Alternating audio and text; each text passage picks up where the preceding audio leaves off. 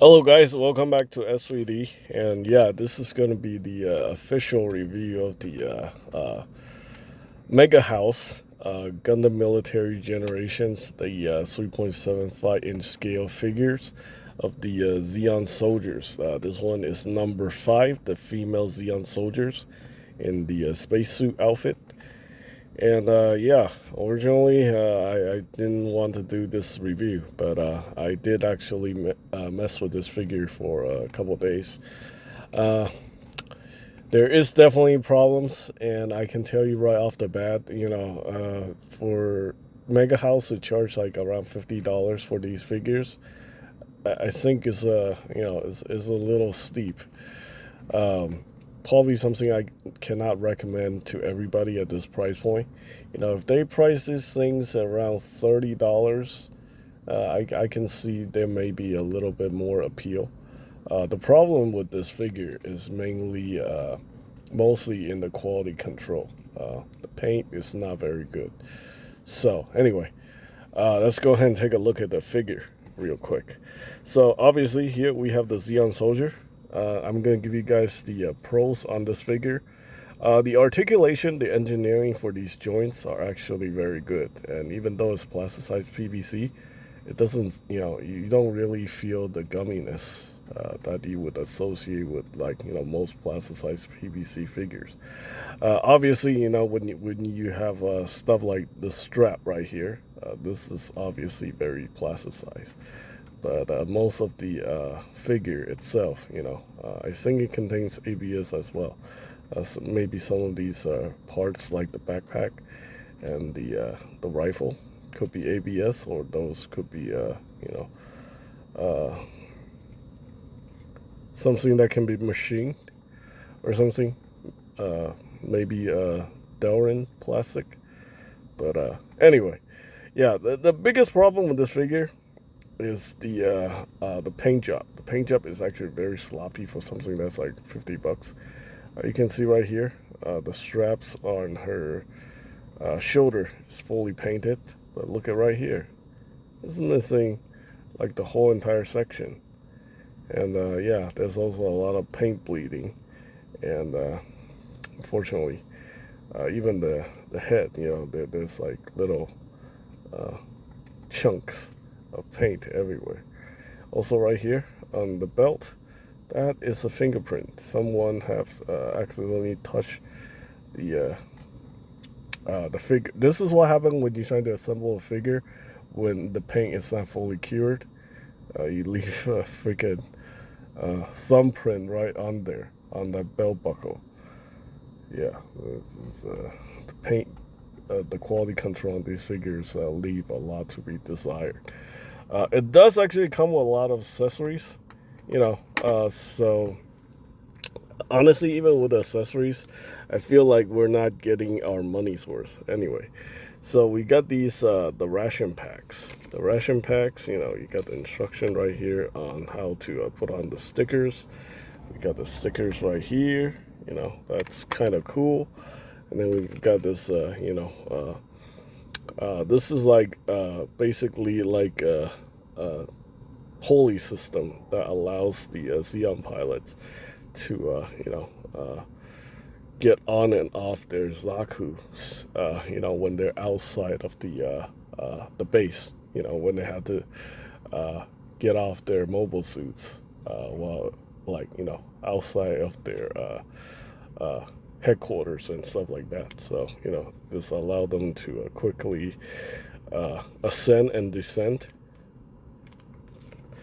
All right, and then we got the extra weapons here. We got the submachine gun. Right here, this is a very, uh, I think it's inspired by the British submachine gun or the German submachine gun from WW2.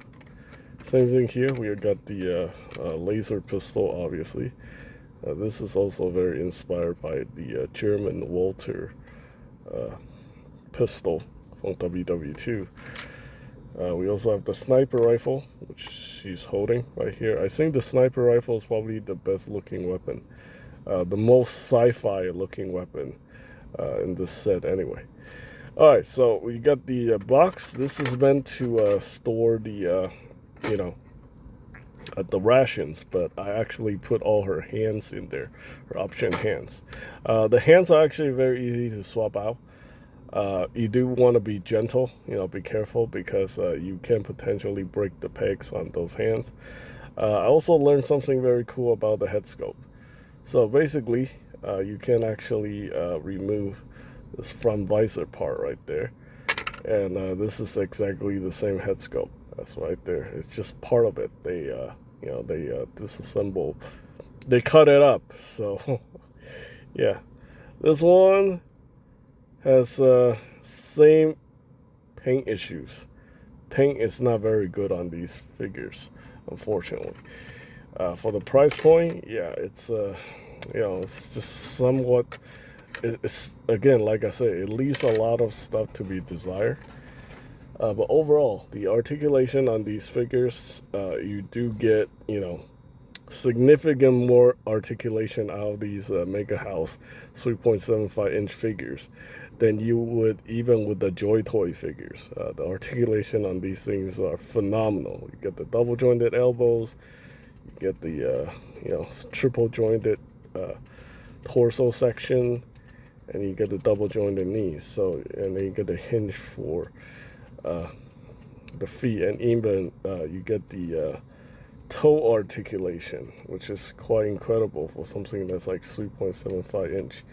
When it comes to articulation, this thing definitely will put a lot of figures, even the 1/12 scale figures, to shame. But unfortunately, the thing that really, really fall flats on these figures is just the quality control.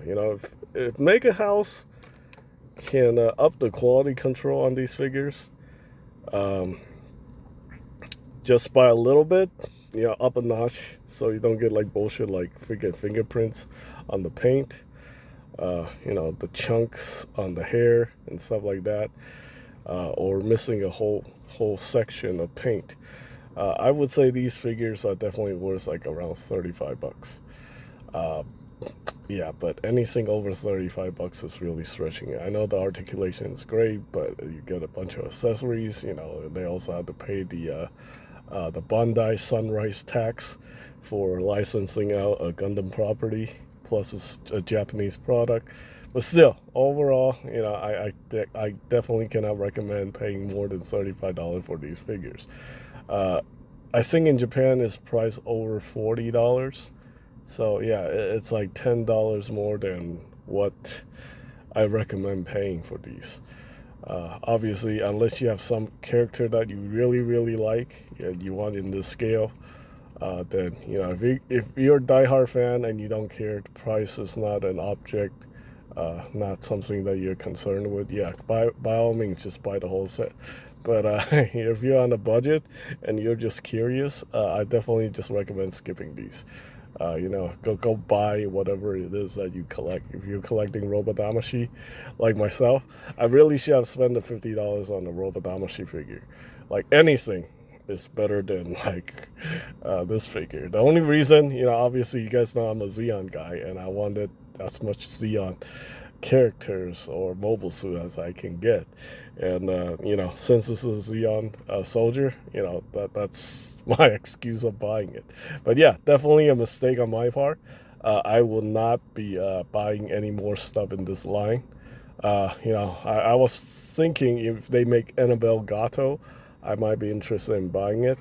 But I have to remind myself of the quality control with these figures. Unless I see some significant improvement in quality control in the future releases, I'm out on this line. Thanks for watching, guys.